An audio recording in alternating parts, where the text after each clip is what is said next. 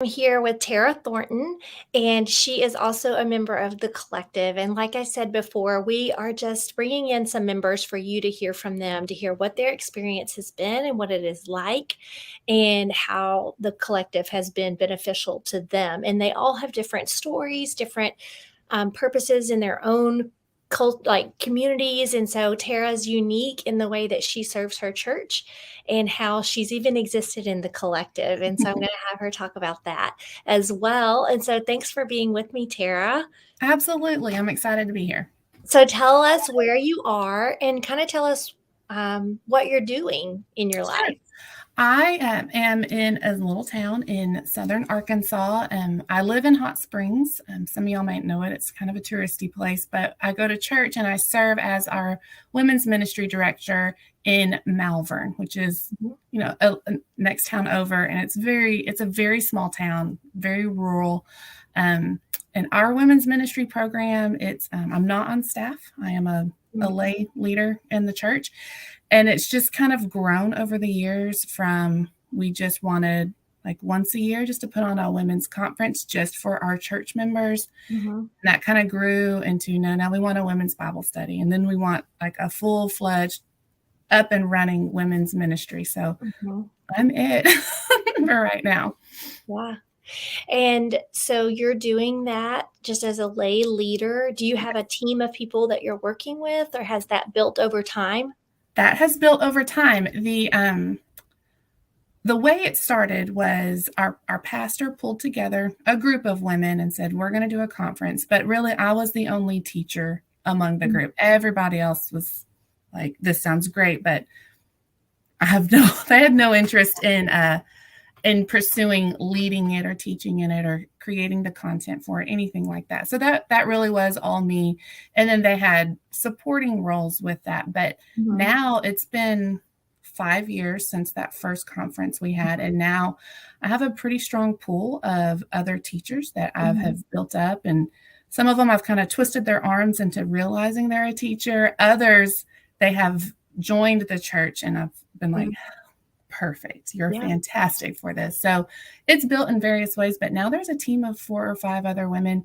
And, it's funny, on the way home from the conference this year, that was one of the things we talked about is now we each have identified 1 or 2 other women in our church that we've seen the skill and the gifting in. And so we're going to start building that as well. So hopefully in the next few years, we're going to have quite a few, which will just mean more teachers and more mentoring, more discipleship. We're really excited about it. So this is a little off subject. I didn't warn you, but now that we're talking about it, what are some ways that you identify those women? Like if they don't know it and they're not coming to you and asking for mentoring or, hey, I want to teach Bible study, how are you identifying that? Like what are some things that you see in Sure. them? The first thing that jumps out at me is the student who after class has more questions than what we covered in class, and a real desire to understand every little in and out of the portion of scripture that we covered and how it connects. Those are the people that get my first attention.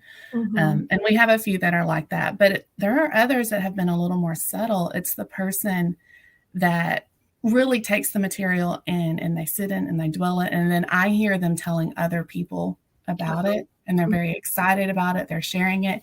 And those are the ones that they may not have the, just the screaming desire to be a teacher. The idea of being up in front of a class might scare them off.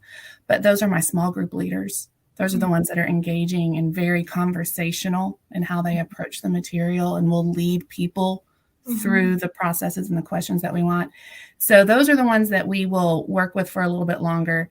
We kind of have to lead them to the water and then hope they get the desire, they want to drink it in a little bit more. So that's it. There's 2 different types, the ones who are just hungry for it. And that I recognize that because that was me. I had all the questions and I wanted all the knowledge. And I was like, well, I can't just sit on this knowledge. I got to share the knowledge. And then there are those others who are a little more subtle, but they're there and they're teachers too. It's a very important way to be a teacher of the Bible. Well, thanks for sharing that. I think there are women out there who are in smaller churches and maybe they're doing the teaching all by themselves. Yes. and they don't have to, and it's not a bad thing to share it. It's actually helpful, and we've talked So, about that so much, how yes. helpful that can be to you to share Mhm. that role with others. It gives you an opportunity to be able to really focus on what you're teaching rather than being spread thin throughout the Mhm. year in a study. And it's beautiful to allow other people to hear different perspectives and different ways of approaching the scripture and seeing how different people study, and Mhm. it's really, really cool. So it's a good thing. It's So really thank great. you for I sharing love that. it. Yeah. So tell us a little bit about how you came to hear about Proclaim Truth Collective and your journey to becoming a member. Sure.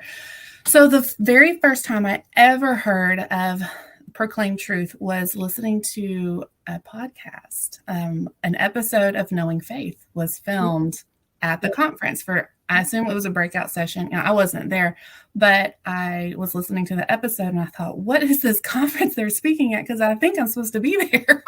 It sounded fantastic. If Knowing Faith is there, maybe I should be there. I know. And, that was the thing. It was, Jen Wilkin was like, guys, this is a room full of women who are teachers. And I thought, oh, what? That's me. Why am I not there?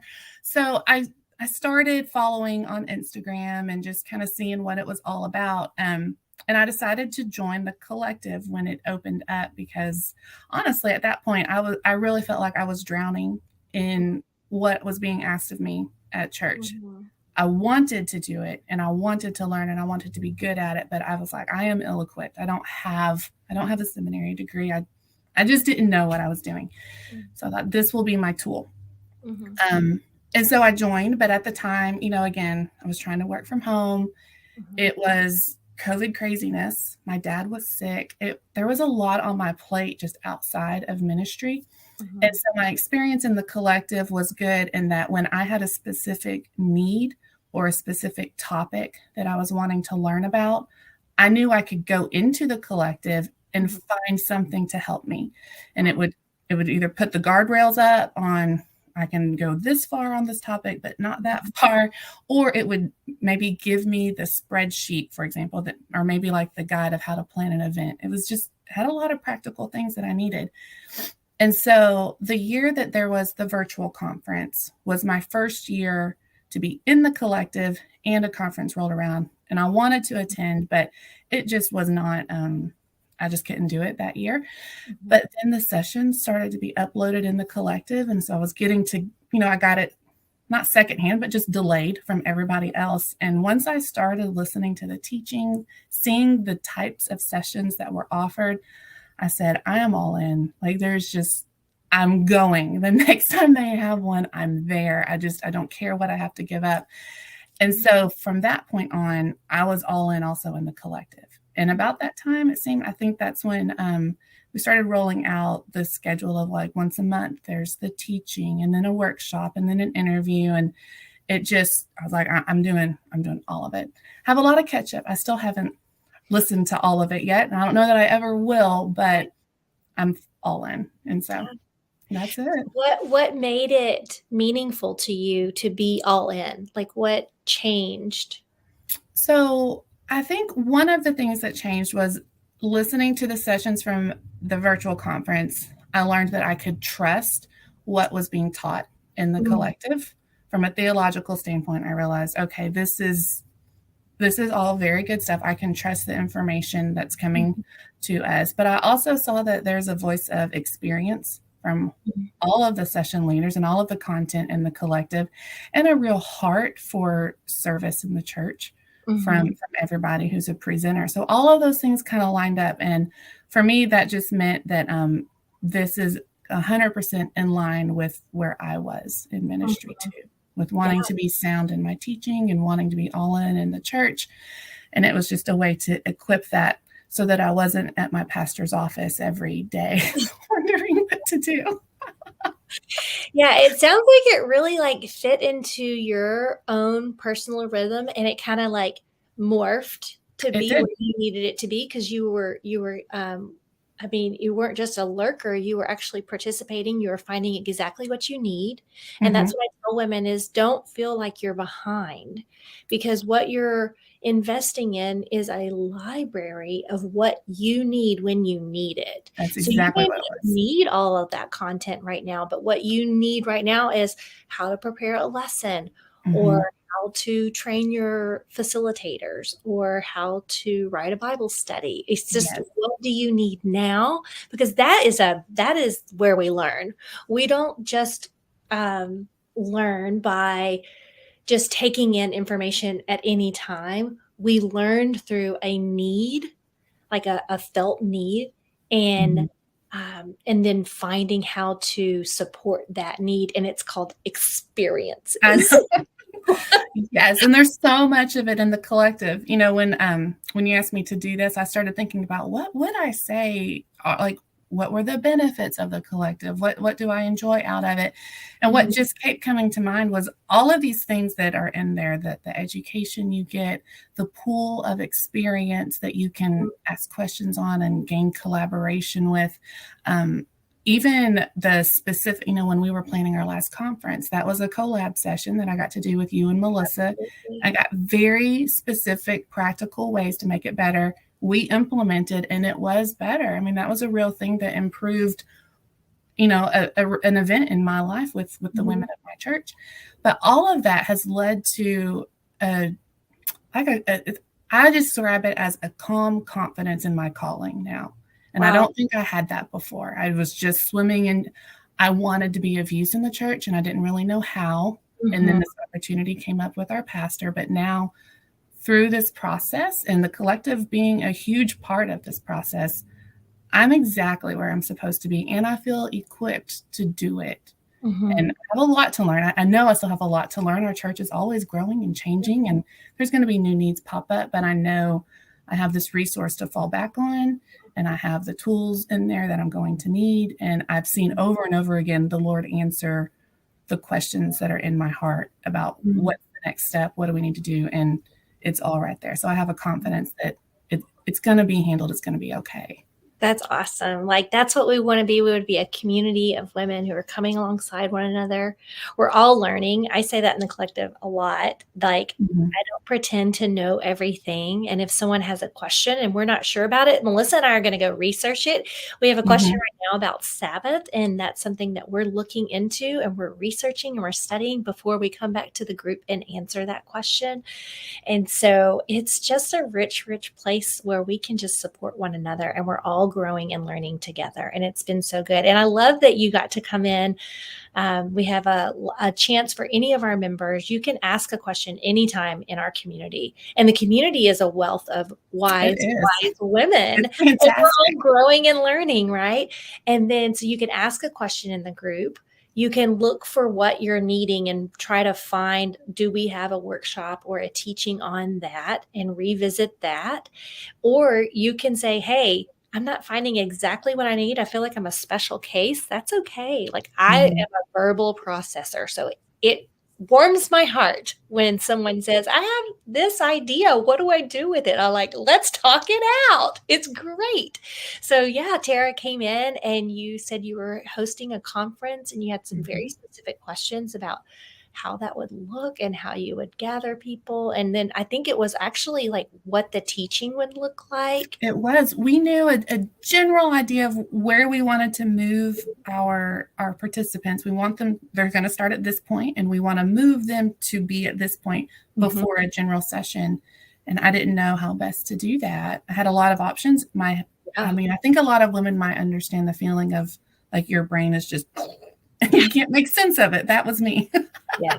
So you Yeah. guys came alongside and kind of put my head straight and said, this is your goal. This is how you need to do this. And here are Yeah. some ways to get that done. It worked.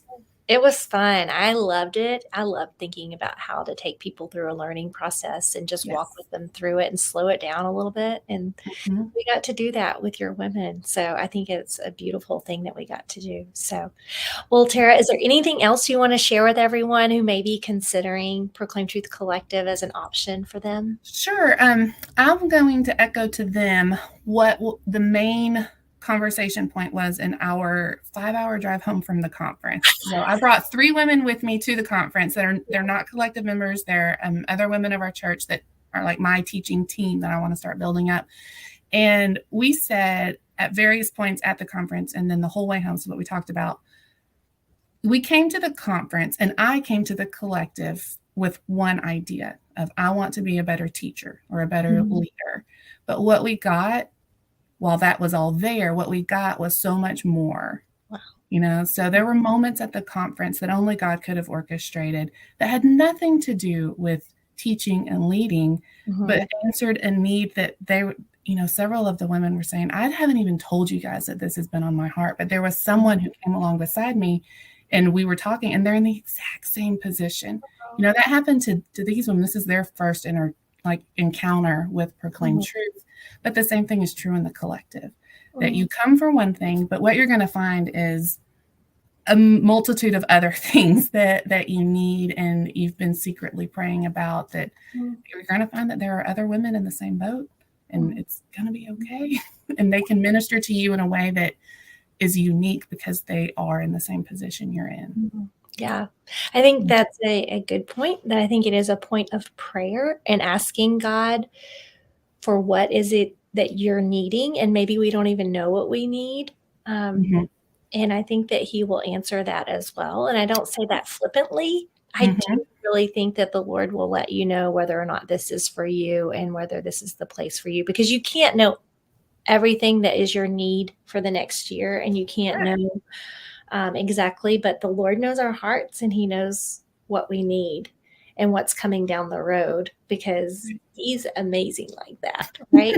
He is. And he's faithful. If you step out and say, this is something that you want to put a little bit in, I mean, he's going to return so much more than what you put in with that. He's faithful to do that. So if you're thinking about it, I think you're probably already halfway there. Just go ahead and step out and do it. Why not? You said it, Tara. Okay, I'm doing it. You should do it too. Everybody should come in. I agree. So if you want to join us, you have until Monday evening at 12 midnight for this particular offer, which is to join the collective at ProclaimTruth.com. You can join monthly. You can pay $47 a month. And remember, you're getting a whole entire library of content. And then every week there's something new. There's a way to connect, and there's book clubs, and there are specific workshops, but you're also getting all of the content from this year's conference. And you also will have access to every conference that we've had except for one, our first one. The first one. The first one. I had a lot of lessons to learn in the first one. We all do. I would not want to repeat. So our sessions from our first conference. We're not doing those again. I mean, I think it was great content. I just don't have sign off from all my speakers that I could give it to. Maybe I should go back and check. Okay. Anyway, off subject.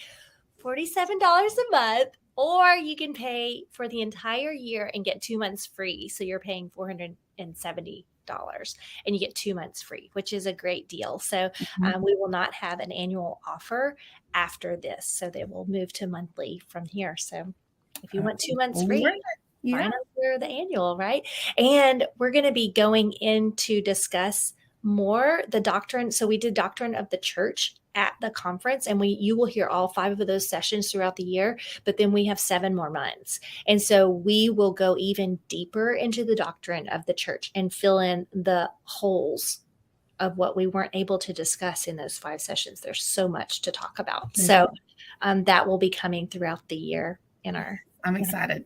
So, well, Tara, thank you so much for coming and being a part. I'm really excited about what you're able to do in your community, not just for your church, but for, I know, the women around the area, because you have a heart for all of the women in your community.